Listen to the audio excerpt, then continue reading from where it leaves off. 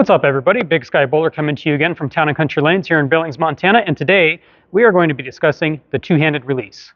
Stay tuned.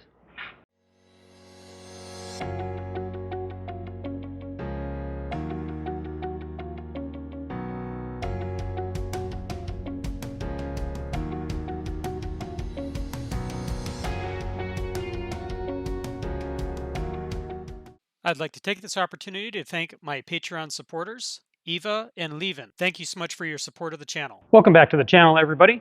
So if I was to ask you, what is the primary way that we generate revolutions on a bowling ball, what would your answer be? Now, chances are several of you out there are going to have several different versions of the answer. This comes down to basically how this was taught throughout the history of bowling. In the old days, it was taught that it was best to keep your hand in a power position and keep that power position all the way through your release, and then at the very bottom to hit up on the ball. Of course, as time has gone on, it has come to everybody's understanding that doing that process actually reduces your rev rate and reduces the amount of power and speed you can generate at your release point with your ball. Nowadays, we have what I believe is the most efficient method of teaching higher revolutions on a ball, and that is the cupped yo-yo release. So it includes some of the old teachings of keeping your hand in the power position, or getting to that power position, should I say.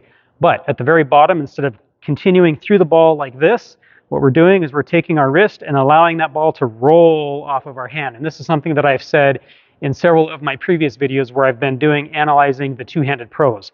I've been saying over and over again, notice how every single one of them, when they get to the bottom, they let that ball simply roll off their hand. And the two-handers who have a higher rev rate are the ones who actually allow that process to happen very quickly. The two-handers who have a lower rev rate, of course, are the ones who have that process happen much slower. Now, there's primarily two different aspects to this style of release. Aspect number one is we must get our hand under the equator of the ball as far as we possibly can. Okay? For example, if I release the ball at this point, and as you can see, my wrist is mostly flat here, how far does that ball travel before it comes off my wrist, or my hand rather? Not very far. We're making the ball travel about half of its total circumference, maybe. That's not going to result in very many revolutions, unless, of course, we're doing something else to cause the revolutions to go higher. For example, if we do this and then we hit up on it, of course you're going to get a higher rev rate, but we don't want to hit up on the ball. So what we want to do instead of having our wrist more flat, we want to have our wrist, or I should say our fingers, under the equator of the ball as far as we can possibly get it.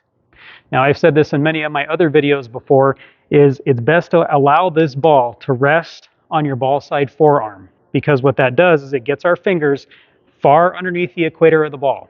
What this means is, as we release the ball at the bottom of the swing, the ball travels a very, very long distance before it comes off of our hand. The further that ball travels and the faster that process takes place, the higher your rev rate is going to be. Which brings us to aspect number two, how fast that process happens. Even if we get the ball in this particular position at the bottom, if this happens slowly at the bottom, of course that ball is not going to be revving very hard. If we do this process quickly, however, that ball is going to be revving extremely fast. And that is, of course, what we're after, especially as a two-handed bowler. Okay, so I'm going to throw a series of shots here, and I'm going to be using basically the old style of release, and I'm going to show you what happens to the ball when we do that. And then I'm also going to show you the new style release, the yo-yo release, and show you what happens to the ball as we do that. Of course, I'm throwing today the Swagger Show-Off. This is a very bright colored ball. It should be easy to actually see exactly what the ball's doing. Now keep in mind, I'm not taking any steps. I'm not generating any extra momentum. We're just primarily focusing on what the ball does as it rotates.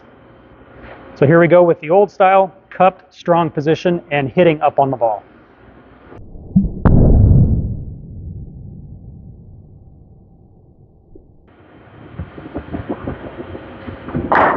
Now, hopefully you could see there, yes, we generated some rotation on that ball, but not very much. Why? Because our hand stayed in this position as much as we possibly could, and we tried to hit up on that ball. So the only rev rate we were really generating is once the ball came off my hand, lifting on the ball.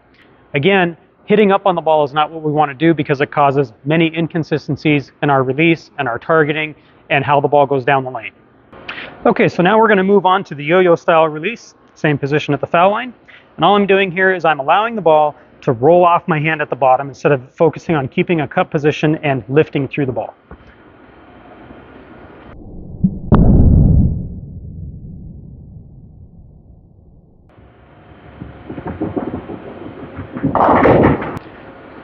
Okay, so now I'm going to show you just how much difference it makes by keeping our hand in a more relaxed position instead of keeping our fingers underneath the equator of the ball like I did on the previous shot.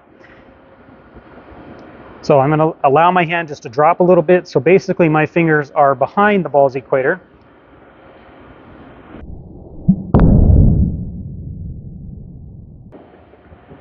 Okay, everybody, so now that we understand the how and the why behind creating that higher rev rate, I'm going to show you a simple drill that you can use at home or at the bowling alley to help you increase your rev rate. All you got to do, if you're at home, get your favorite ball in your living room, get into your finish position, put a pillow beneath you, and practice right here this simple little motion, getting the ball cupped in a tight position, letting it drop off your wrist.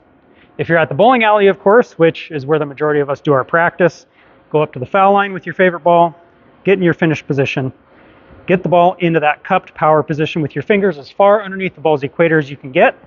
You can have a little bit of a swing, that's okay, doesn't require much. And when we release this ball, we're simply focusing on making that ball roll off the hand very quickly at the bottom, like so.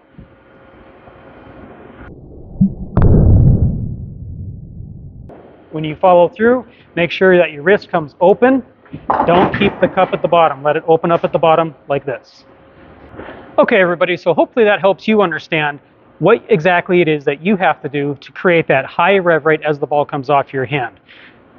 Do that drill when you come to the bowling alley. Spend a game, maybe even 2 games, just focusing primarily on that before you try to implement it into a full approach, and I promise you, you will definitely see an increase in your rev rate. Thank you for watching the video today. If you enjoyed the content, please leave a like below and a comment, and consider subscribing to the channel. Keep in mind that I do have Patreon subscriptions available for the channel, 3 different tiers. Each different tier offers you a certain amount of bowling lessons throughout the calendar year. I will see you guys in the next video.